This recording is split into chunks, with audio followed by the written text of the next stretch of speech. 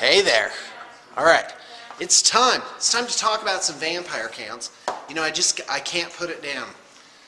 By the way, I'm playing a 50-point Hordes game with Ren tomorrow. That's Saturday. Hopefully I'll have that up Saturday night. Let's talk about vampire counts.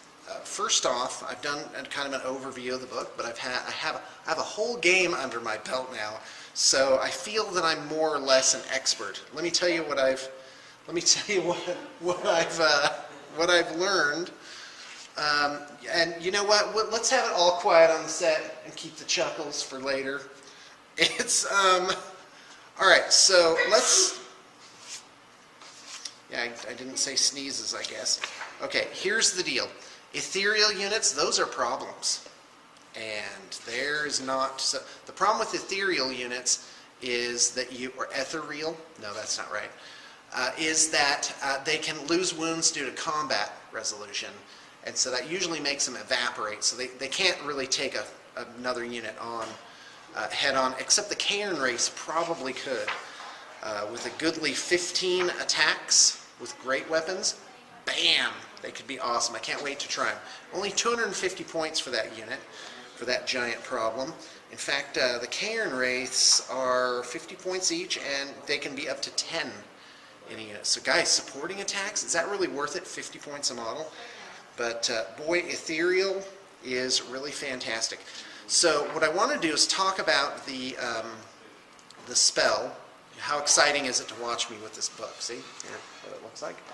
So Invocation of Nehek, I just call it Invocation. It's the signature spell. It's cast on a 6, excuse me. It's an augment spell. Now, I just want to point out that an augment spell matters with a corpse cart. So here's that synergy. Vigor Mortis. If an augment spell from the lore of vampires targets a corpse cart and is successfully cast, then all friendly undead units within 6 inches of the corpse cart have the always strikes first special rule until the start of your next magic phase. So what happens is, as the invocation hits the corpse cart or corpse carts, they send out like a secondary pulse to give always strikes first to whoever it is. Now the problem with my list is it doesn't really have any heavy hitters in it. It's like, I mean, it was clear that like even regular orcs, granted they were in horde formation and had 2 hand weapons, but they were peeling off like 40 zombies a turn. Any type of elite unit is going to probably take at least 20 to 30 zombies out, half from hitting them and half from combat resolution. And the zombies become a liability.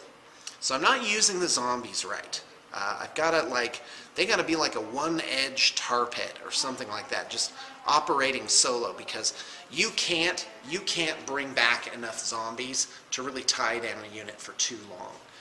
So I think they have their role, but I had somebody contact me, and thank you, by the way, I don't remember your name offhand, but basically sent me kind of a hard list, which is had a lot of the heavy hitters in it. And so I think that's where I'm going to expand the vampire counts. So, but back to Invocation, and hopefully you're getting some ideas so that you can set up your own vampire counts army. I just love them. I never liked them before because the models were kind of goofy. They've taken care of that now. They are pretty slick. The skeletons, which have been out for years now, are really absolute fantastic figures. And the zombies are a bit dated, but as I've shown you, if you throw in some mantic zombies and some pieces from other kits, you can do really something a lot of fun with them. So anyway, so Invocation sends out like a pulse in a radius, 6 inches, 12 inches, or 18 inches.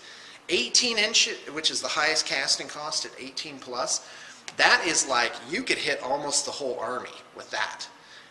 And you're bringing back a lot of points. I was doing some preliminary calculations. I'm like, you could be like 500 points up on your opponent through doing this. So here's how it works. So you always bring back a D6 plus wizard level.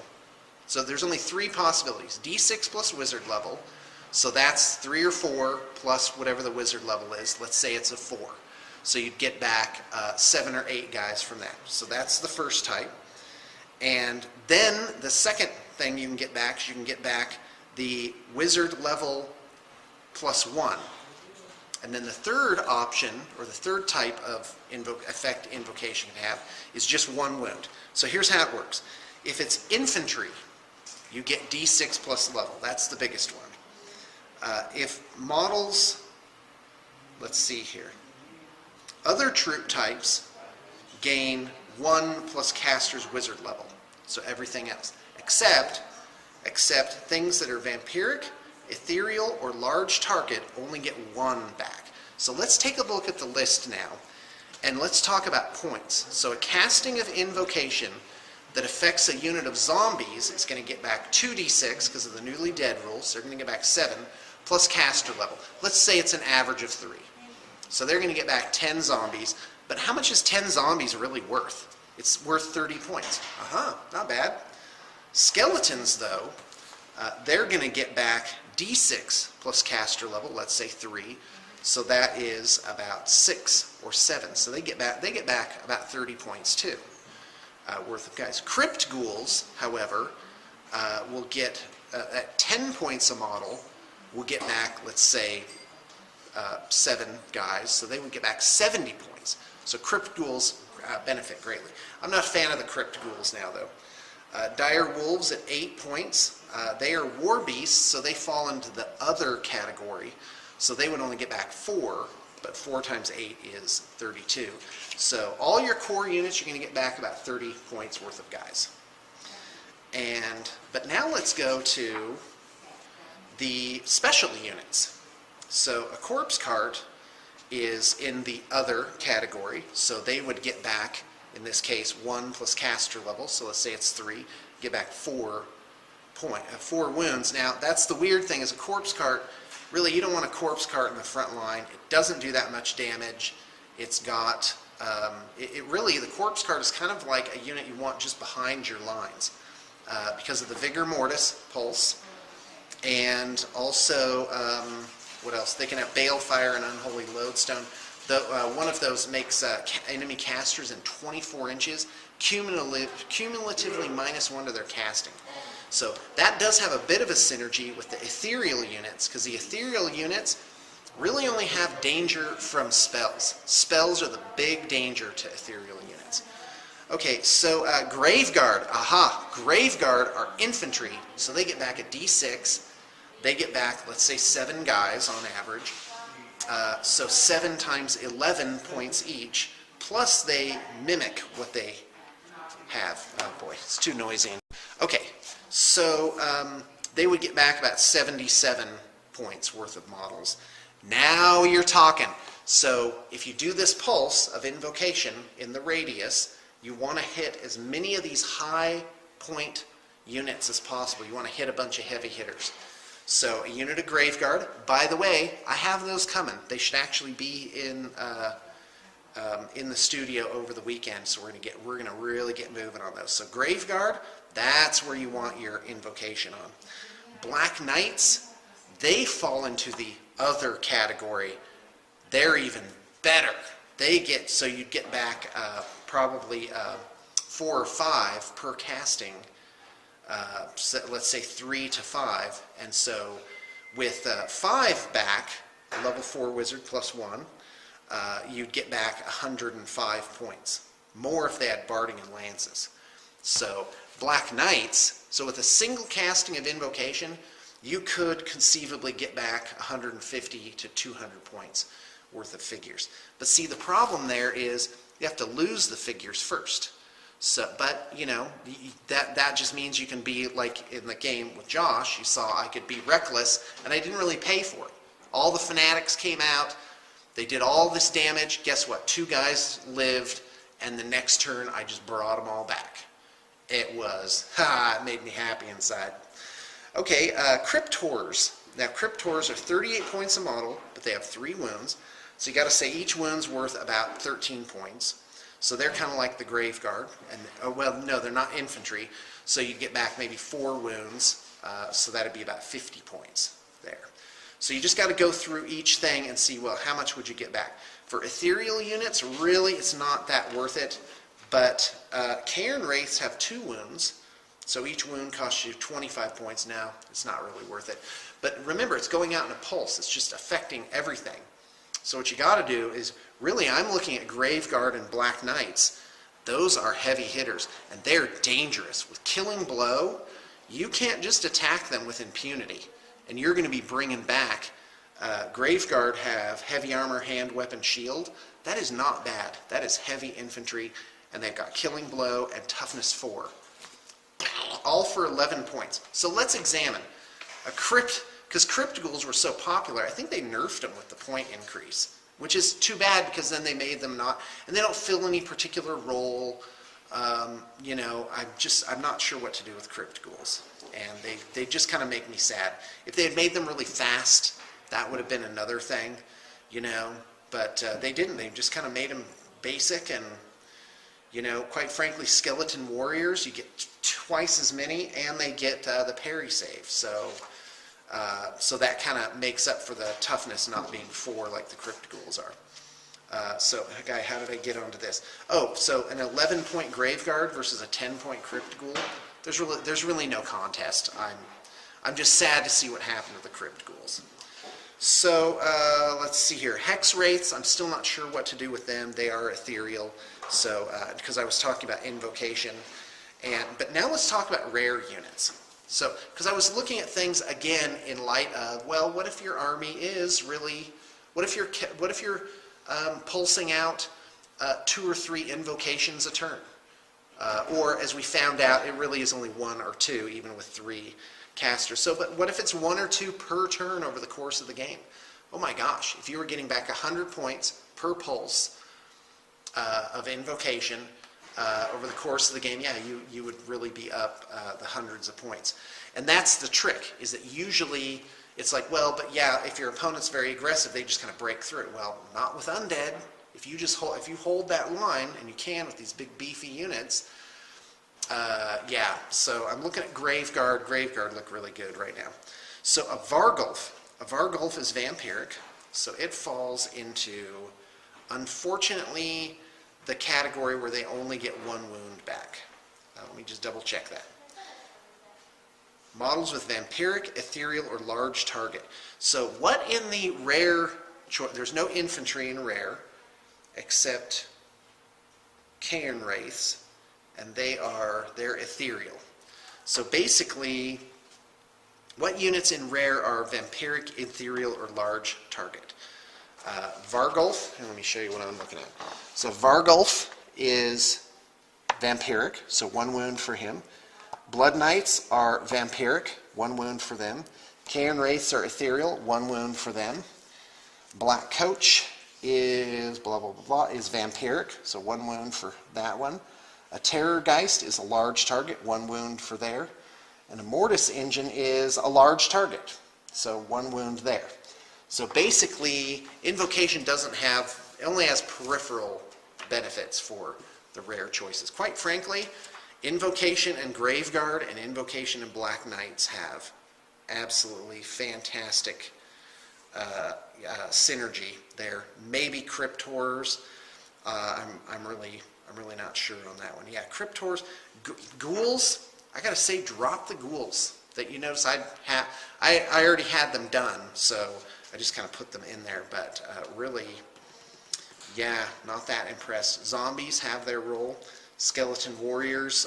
Skeleton Warriors are where I really think it's at. It's a great model, very well in the theme, and quite frankly, I think they are fantastico.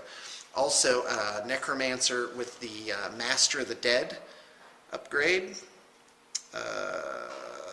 1 Necromancer in your army can take Master of the Dead upgrade. It's 20 points, but it allows you to break a critical rule, which is you can go above the initial starting thing. Because quite frankly, think about that. If all of this allowed you to go above your starting totals, I'd just sit there. Just be like, okay, come to me while I make my army bigger and bigger and bigger. That is really tough, but you do have to play offensively, and I'm glad they did that. They didn't just make it a turtling up army, but quite frankly, what I'm doing is I'm putting in the Graveguard. I will probably, just for a few games, drop the zombies entirely, because it's 160 point, no, 100 and, if they're 60 strong each, times 3, so with command, is 190, so you could get a ridiculous unit of Grave Guard for that. 190, 11 would be about, oh no, for the 2 units of zombies, I'm going to end up with about 30 Grave Guard. But we'll see how much heavier hitting that unit is. I think Skeleton Warriors is really where your thing is. Let's look at Corpse Cards. Now, Corpse Card is 90 points, and it can be a steed, basically, for a Necromancer, and it's a chariot. So it doesn't have very much offensive capability. It just has the zombies on it. So basically, it gets 2d6 plus 1 strength 3 attacks. That's 8. So half of them miss. That's 4 hits. Then wounds, and it's going to do like 1 or 2 wounds a turn, even with all those attacks at most. Has an armor save of only 5 up. Does have regeneration, which I think is 4 up. I think if it doesn't say anything that it's automatically 4 up. Yeah, I'm pretty sure. So that's good. So it does have that nice regeneration save. Vigor Mortis, which I talked about. Balefire, which is enemy wizards suffer a -1 modifier to their casting if there's 1 or more units with the Balefire upgrade within 24 inches. Not cumulative. See, helps to read the rules. I think it was cumulative before. Unholy Loadstone, when a friendly wizard within 6 inches of an Unholy Loadstone successfully casts Invocation, he may reroll a single d6 to determine how many wounds are restored for each eligible infantry unit. Wow, and that could be the guy on it. So let's do the breakdown on that. So when you re-roll a dice, so let's say you're rolling a d6, the average is 3.5. What is it if you get to re-roll the dice? Well, it's the average between 3.5 and 6, which would be 1.25, so it'd be 4.75 would be the average roll, so basically 5. So you're basically getting about 1.5 extra wounds per casting of Invocation with the Unholy Loadstone. But the drag is the actual cost of the Unholy Loadstone, so let's take a look at what that is. 30 points, yikes. But it's giving you back 1.5 wounds per unit. So let's say I have my Black Knights and my Grave Guard close by. So that means, the first time you do that at all, it's paid for itself and then some. So that's tough. Corpse Card, I would say, and what is the value of the Corpse Card? Well, it costs 90 points, but what does it do? It doesn't attack very well, as we've determined. It has a decent defense, but who cares? Why would you buy it? And how is this going to help me win? And quite frankly, yeah, I have to say, Vigor Mortis is a nice effect. Always strikes first. That is a pretty big deal. Always strikes first is a bit not as good in 8th edition because now you can't just peel off that front rank. The guys generally get their attacks back. But you can conceivably, with supporting attacks, you could easily have 4 shots at killing blow on enemy character in the other unit. So, Corpse Card, pretty tough. I don't know if it's worth the 90 points plus the Unholy Loadstone. I'm just gonna have to try them. I had one done up just because it's a fantastic model. So I think I'd give him as a ride to my Necromancer. Remember, with the Unholy Loadstone, a friendly wizard could, within 6 inches, can be the guy riding it. So it does give him that power to re-roll the number of wounds given. So that is really a toughie. The Terrorgeist, I love the Terrorgeist. I like the model.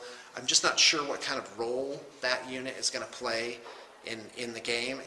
What I found is if he loses combat, he evaporates. Lose combat, take 3 wounds, lose combat by 3, goodbye 225 points. And that makes me sad inside. So the thing is, what is he supposed to do? Is he supposed to use fly to get, around the side? Is he like this big old flanker of some kind? I don't think he's that. You can get rid of those war machines and fast cavalry a lot a lot easier. You know, and I'm not even touching the black coach right now. So you got to look at things. What is the role of these things? Quite frankly, I want to take a unit or two of Cairn Wraiths, and I have them. Cool models too. So at 50 points each, that'd be 250 points. And yeah, that's what I'm going to do. Just for the next game, I'm going to tag out the Terrorgeist and bring in some Cairn Wraiths. And so there is that. Now, do remember that you can have a Vampire Counts Turbo army done. And operators are standing by to help you set up a Vampire Counts army, if this is the army that you're interested in. I've actually thought recently of maybe taking a look at the army books and telling you a little bit about the different armies. In fact, I'm going to do that now.